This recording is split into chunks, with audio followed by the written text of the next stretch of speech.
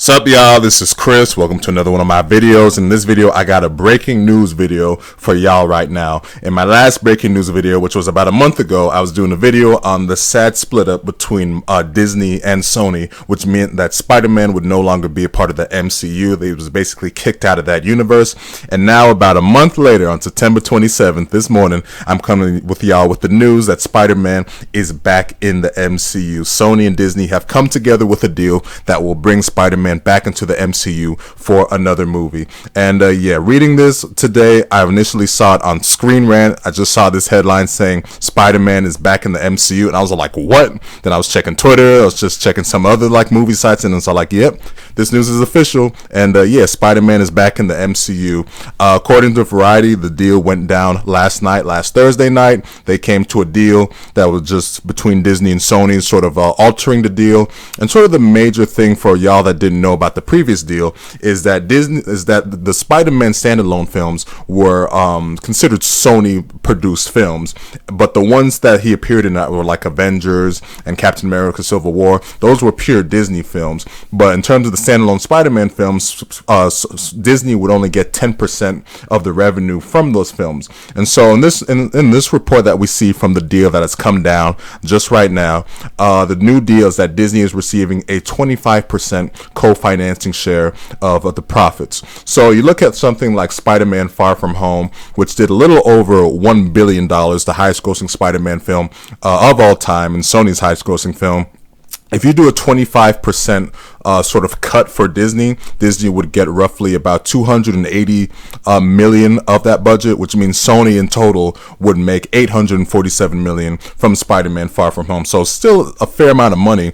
Although when I saw that number, 25%, that's still a whole lot of money that Sony is sort of giving away from what's their biggest property.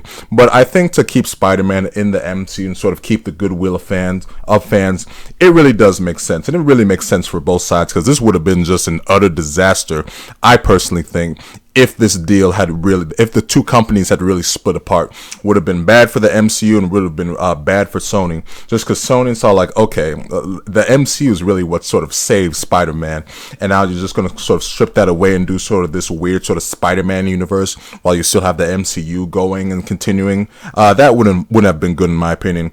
But things in my opinion would have been even worse for the MCU, just because Spider-Man was set up to be Tony Stark's heir, and to just have him ripped out of that universe just would have been just like really sort of awkward, just not good. And you think of all the potential you could have had for Spider-Man in future movies, it would have been really unfortunate to see him just stripped away after everything that's been built up, the relationship between him and Tony Stark, and just how they're positioning him to be just sort of the next face of the MCU now that Captain America and Iron Man are gone. And that's sort of the major thing. The MCU really needed Spider-Man now that Captain America and Iron Man are gone, and just to rip him away is just all like, oh, that would have been really tough for the MCU going forward now that we live in sort of a post-Endgame world.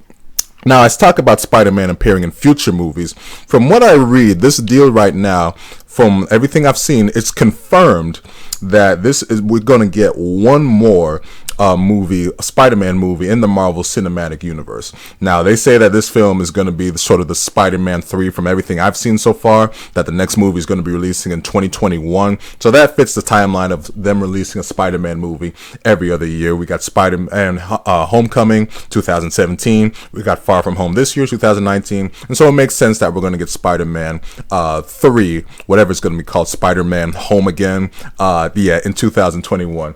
And it's great that we're going to see the continuation of the post-credit scene from Far From Home, to where it's just like, wow, had we just ended Spider-Man's run in the MCU off of that would have just been really unfortunate. But thankfully we still get to see that going forward. But like I said, this deal says for one film going forward, so that's going to be Spider-Man 3. Now there's always the potential that another deal can sort of they could have another falling out. But at least as of right now, we got a confirmation that Spider-Man 3 is coming in 2021, and God, I hope they call it Spider-Man Home Again. That would just be perfect, just because it fits sort of the thing of going from Far From Home and now he's home again, and now just the whole thing of him being back in the MCU after sort of his brief split up. So Spider-Man Home Again would just be the absolute perfect title for Spider-Man 3. Now, the other thing that's really interesting, and I'm just seeing this on Screen Rant, and also, but there is sort of a good source coming from this because it's from Kevin Feige himself, is that we all know that Sony is sort of planning their whole sort of own Marvel universe using the Spider-Man characters like Venom, Morbius, Craven, and all that stuff. And so initially, sort of the deal between Sony and Disney was that Spider-Man could not appear in sort of what we'll call the Sony-verse, the Sony Marvel universe that has Venom and stuff like that. That's why, in my opinion, it was really awkward to not have any Spider-Man reference in the Venom movie. But it's because the contract dictated that Spider-Man could not be a part of that universe while he was still in the MCU. But in terms of a quote, and this is coming from Kevin Feige, he has said that Spider-Man, he also happens to be the only hero with the superpower to cross cinematic universe. So as Sony continues to develop their own Spider-Man verse, you never know what surprises might the future might hold. So, I mean, to me, that's pretty much just a confirmation that Spider-Man is going to be crossing over in both universes.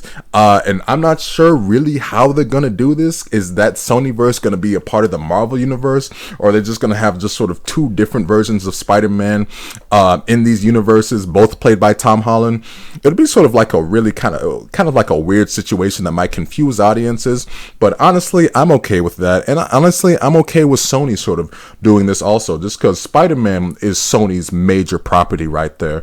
And so I think it's fair for them to have sort of their own bit of Spider-Man that's purely theirs, that they can do whatever they want with it, while still having Spider-Man in the Marvel Cinematic Universe. It may confuse some audience members, but in my opinion, it's worth it to keep Spider-Man in the MCU.